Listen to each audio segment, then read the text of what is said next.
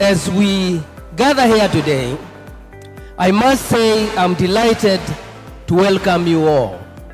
After 6 months, I present to you the USIU Center for Executive Education. Through it, we hope to reach far and wide within Kenya, within East African community, within the African continent, and possibly beyond.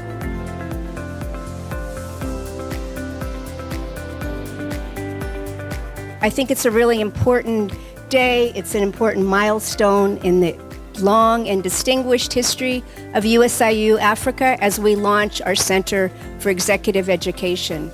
Really, we will be doing with this center what USIU Africa has been doing for over 50 years, the oldest private university in this region. It's amazing the success that it has had already, but we will be extending the tremendous work in teaching transformational leaders. Indeed, when we look at a Center of Excellence, we're looking at the entire ecosystem.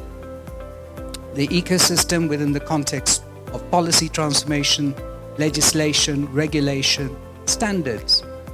This ecosystem would also bring about the capacity to inflect about issues with respect to infrastructure, the ability to create the necessary competencies within the context of frameworks. And there couldn't be a better time in view of the developments that are taking place. Under the chairmanship of Kenya, of the EAC, we've seen some major strides.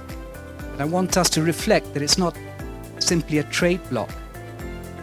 It's an ecosystem consisting of social, political, environmental, and economic transformation, but driven by economic leaders like yourself. I think the one thing that I wanted to speak to, especially as we launch this great milestone, is what we've seen, why this particular program that we are so excited about.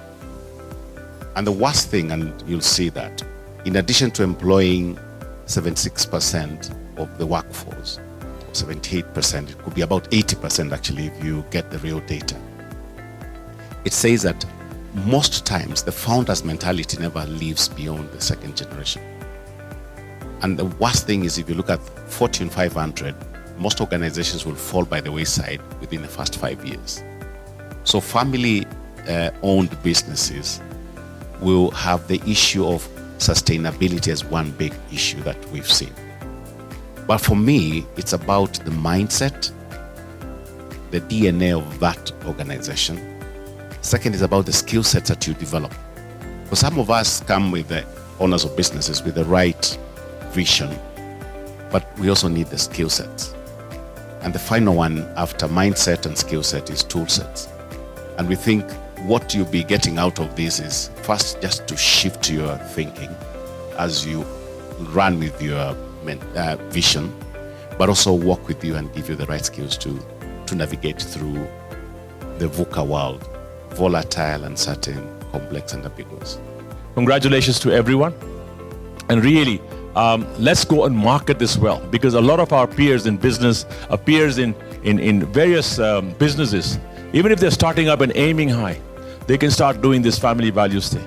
I think we've seen that even in the era of Tuskies. Naivas got saved, but there are a lot of other businesses who said, you know, we got family conflict.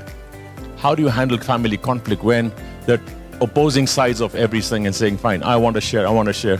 So this is where the whole structured education of family constitution, getting that family governance, aligning that with corporate governance, I think that's something that's amazing. It should be done here. It's going to be done here now.